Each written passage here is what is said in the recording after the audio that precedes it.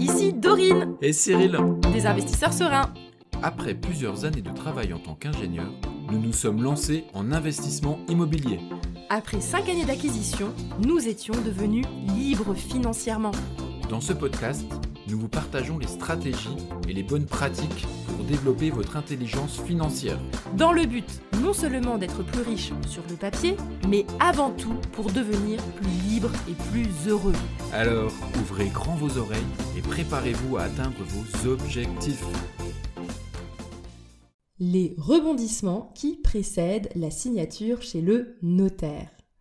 Hello les investisseurs sereins, j'espère que vous allez bien. Aujourd'hui est un épisode un peu spécial parce que j'ai Cyril qui est juste à côté de moi et qui va participer à l'enregistrement de cet épisode. Bonjour à tous. Aujourd'hui, j'ai envie de vous parler de signature chez le notaire, tout simplement parce que nous sommes là aujourd'hui, le 8 février, lorsque nous enregistrons cet épisode, la veille de la signature de notre prochaine acquisition qui a lieu donc demain. Et ça m'a inspiré cet épisode tout simplement parce que depuis quelques jours, on vit les rebondissements qui précèdent une signature chez le notaire et j'avais envie de vous en parler parce que c'est quelque chose de très courant. Sur toutes les signatures qu'on a faites jusqu'à aujourd'hui, il y a toujours des rebondissements plus ou moins marquants. Donc aujourd'hui, on va vous parler d'un retour d'expérience. Donc demain, ça va être notre 4e signature chez le notaire parce que comme vous le savez, on a acheté déjà 3 immeubles. Un en 2016, un en 2018, un en 2019. Et là, en 2023, donc, on va enfin acquérir notre résidence principale. Si je peux me permettre, Dorine, on a quand même fait... C'est notre 5e passage chez le notaire, en tout cas pour ma part, parce qu'on a eu 3 acquisitions, mais aussi une vente à titre personnel dans ma famille. Et on a cette acquisition de notre résidence principale. Ah oui, en effet, pour toi, ce sera la 5e fois, et moi donc ma 4e fois. Je pensais découper l'épisode en 2 épisodes. Donc ce premier épisode, ça va être un épisode plutôt partage d'expérience, parce qu'on a pas mal d'anecdotes à vous raconter de pré-signature chez le notaire, donc tout ce qui se passe un peu avant. Et on fera un 2e épisode où on va vous détailler un peu le pense-bête de tout ce qu'il faut réussir à penser avant la signature chez un notaire pour éviter au maximum, autant que possible, le stress lié au jour qui précède la signature. Pour redonner un peu de contexte, au départ, on ne pensait pas acheter notre résidence principale aussi vite. On avait déjà regardé un petit peu, mais on n'avait pas trouvé ce qui nous plaisait. Et de toutes les façons, nous, on avait fait le choix de faire du locatif en priorité, parce que c'est ça qui nous a permis de devenir libre financièrement. Et avec les rentes qu'on touche aujourd'hui de notre immobilier, on pouvait tout à fait se payer un loyer et avoir la liberté de ne pas être fixé à un endroit à cause d'une résidence principale que l'on aurait achetée. Et il s'avère qu'on a des amis qui habitent dans un immeuble pas très loin de là où on est en location et ils ont eu vent d'une future vente quelques étages au-dessus du leur et grâce à ça, on a pu se positionner alors que le bien n'était absolument pas encore sur le marché. Ce qui fait qu'on a eu cette opportunité d'avoir un bien en dessous du prix du marché parce qu'en effet, le vendeur n'avait pas envie de se prendre la tête, il n'avait pas envie d'avoir une agence. Donc en fait, on s'est dit, allez go, on tente. Et nous voici plusieurs mois après, la veille de la signature de l'acte de vente chez le notaire. Donc qu'est-ce qui s'est passé comme rebondissement? Qu'est-ce qui a été spécifique un peu à cette signature? La première particularité de cette acquisition, c'est tout d'abord, au mois de juin dernier, quand on s'est mis d'accord avec le vendeur du prix de ce bien immobilier, le vendeur n'était pas encore propriétaire du bien immobilier qui nous vendait. Donc, la notaire n'était pas en mesure de nous faire signer un compromis entre les 3 parties. Explique-nous peut-être pourquoi il n'était pas propriétaire. Effectivement, le bien était dans une succession qui ne se passait pas bien et qui nécessitait des recours juridiques. Mais la notaire nous a tout de suite rassurés, mais toutefois, elle nous mettait en garde sur la durée que ça allait prendre pour que le propriétaire devienne réellement propriétaire.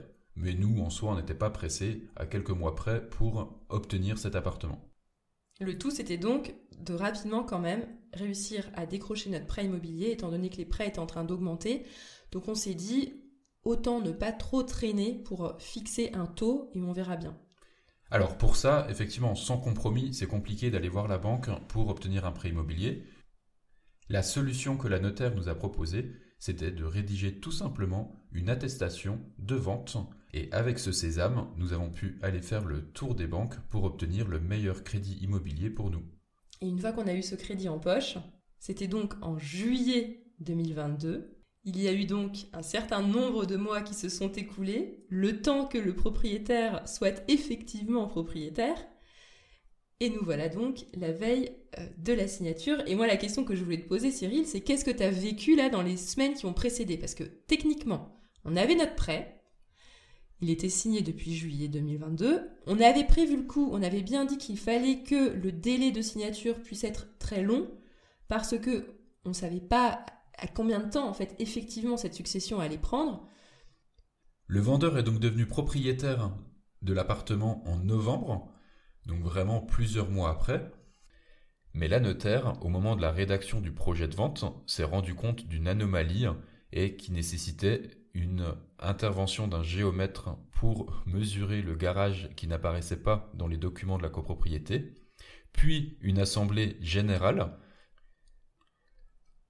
pour valider ce changement dans les statuts de la copropriété. Et donc, c'est seulement fin janvier qu'on a pu convenir une date de signature avec le vendeur, la notaire et nous-mêmes. Une fois que cette date de signature était convenue, comment est-ce que ça s'est passé donc entre janvier et février ? Alors moi, j'ai tout de suite demandé à la notaire de nous fournir son projet d'acte de vente, ainsi que tous les documents annexes.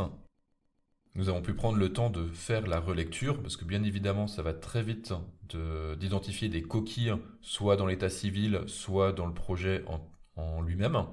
Donc il faut être courageux et accroché et avoir quelques minutes devant soi, parce que le document peut faire vite 30 pages. En plus de ces documents, on avait reçu donc le décompte acquéreur. Donc qu'est-ce que c'est que le décompte acquéreur ? C'est finalement le document qui va stipuler l'ensemble des frais liés à cette acquisition. Donc en première ligne, on va retrouver le montant qu'on a convenu avec le vendeur pour l'acquisition de cet appartement. Et ensuite, on va avoir le montant de frais de notaire, le montant de frais pour le prêt immobilier. Dans notre cas, c'était une hypothèque et l'acte d'hypothèque est rédigé par la notaire et donc ce montant est à payer à la notaire. Et ensuite, on a eu des nouvelles lignes que nous ne connaissions pas. C'était les prorata de charges, les frais de fonds de roulement de la copropriété, mais aussi une ligne qui s'appelait fonds de travaux. C'est un montant qui a été payé par le vendeur au moment de l'appel de fonds de la copropriété pour anticiper des travaux dans les années à venir, pour éviter de devoir sortir un montant trop important le jour où il décide de faire des gros travaux dans la copropriété. Mais ce qu'il faut savoir, c'est que la loi Allure a précisé que ce montant n'est pas lié à la personne qui est propriétaire de l'appartement, mais cet argent est directement sur le compte bancaire de la copropriété et est rattaché à un lot de la copropriété. Donc au moment d'une vente, il est impossible pour le vendeur de demander un remboursement de ces fonds de travaux qu'il a versés, dans lequel finalement il n'aura pas bénéficié des travaux à venir. Mais en réalité, c'est quand même possible, parce que c'est une pratique que les notaires utilisent visiblement, parce que nous, on avait ce fonds de travaux d'une valeur de 2500 € environ. Et en fait, nous, on s'est dit, mais c'est hors de question qu'on paye ça, on ne nous a pas prévenus avant. C'est un montant qui est sorti pour nous de nulle part, et on s'est dit, c'est pas normal qu'ils nous annoncent comme ça un montant supplémentaire qu'on n'avait pas du tout budgétisé. Donc là, on a dû avoir une petite négociation ou simplement un refus de ce remboursement de fonds de travaux, donc tout simplement en supprimant ce paragraphe dans le projet d'acte de vente et en refusant de payer cette ligne-là dans le décompte acquéreur. Ce qui est intéressant, c'est comment ça s'est passé, c'est que toi, tu avais répondu au notaire en disant « Oui, non, on ne veut pas payer ça, on nous a dit qu'il ne fallait pas le payer. » Et là, la notaire, elle a répondu « Ah, mais c'est ce qui est convenu. Comment elle t'a répondu ? » C'est une pratique et effectivement, c'est interdit de demander un remboursement. Mais par contre, À travers un acte notarié, on peut très bien le stipuler, comme quoi c'est un commun accord entre le vendeur et l'acheteur qui est ce montant qui soit remboursé. Et c'est là où j'ai rebondi en disant, l'accord n'est pas là, moi je refuse de payer ce montant-là, il appartient à la copropriété. Et franchement, en fait, c'était un moment assez difficile parce qu'on se dit, mais pour 2500 €, est-ce qu'on prend le risque de faire tout tomber à l'eau alors que ça fait plusieurs mois qu'on attend cette vente? Mais en même temps, on s'est dit, bon déjà, je trouve que c'était un petit peu osé de nous annoncer 2500 € alors que ça n'a jamais été mentionné auparavant. Et en plus de ça, on s'est mis dans la place du vendeur et lui, mais comme il était pressé de vendre, jamais il va bloquer aussi la vente pour 2500 €. Du coup, on s'est dit, allez go, on tente. On y va et on dit que c'est mort, qu'on ne veut pas payer ces 2500 €. On avait envoyé un email le lundi matin avec ce refus. Fin de semaine, toujours pas de nouvelles de la notaire. Donc là, gros doute, est-ce qu'il va y avoir un dernier rebondissement? Le vendeur va annuler la vente à cause de ça? En fait, on n'avait pas de news, donc on se demandait vraiment, mais qu'est-ce qui se passe? Vendredi, j'appelle donc l'étude de notaire pour savoir ce qu'il en est, car la date de signature approche à grands pas, car ce sera le jeudi suivant. Et là, qu'est-ce que je découvre? Qu'ils n'ont jamais reçu mon email, tout simplement parce que l'ensemble des emails de notaire ont été piratés, et donc ils n'ont aucun email depuis une semaine. Et finalement, en fait, ça a joué en notre faveur, parce que du coup, je pense que la notaire s'est retrouvée dans un corner, parce qu'elle pouvait plus annoncer à son vendeur que finalement il allait annuler la vente parce qu'elle a pas reçu ses emails. Donc en fait, entre guillemets, j'ai l'impression que ça nous a plutôt été favorable. Et du coup, ils ont lâché l'affaire par rapport à ces 2500 €.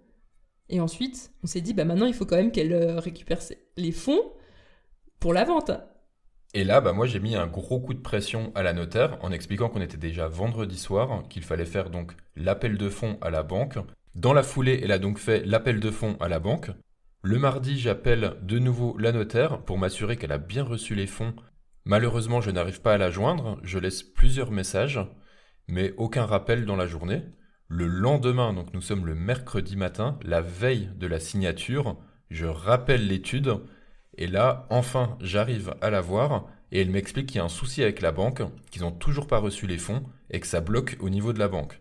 Au même moment, j'ai ma conseillère qui m'appelle, donc on se retrouve en conférence à 3. Et le problème, en fait, était lié à un virement que moi j'avais fait en anticipé à la notaire avec le montant des différents frais que nous devions payer, notamment les frais d'hypothèque, les proratas de charges et ainsi de suite.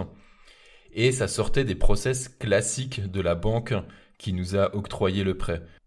C'est vrai qu'on n'avait jamais eu le problème là avec les 3 premières acquisitions qu'on avait faites. On avait toujours fait des virements de comptes différents pour essayer de rassembler les épargnes pour les frais de notaire quand on payait les frais de notaire. Et là, en effet, on était surpris qu'il fallait faire le virement depuis le compte spécifique qui allait nous prêter l'argent. Donc voilà.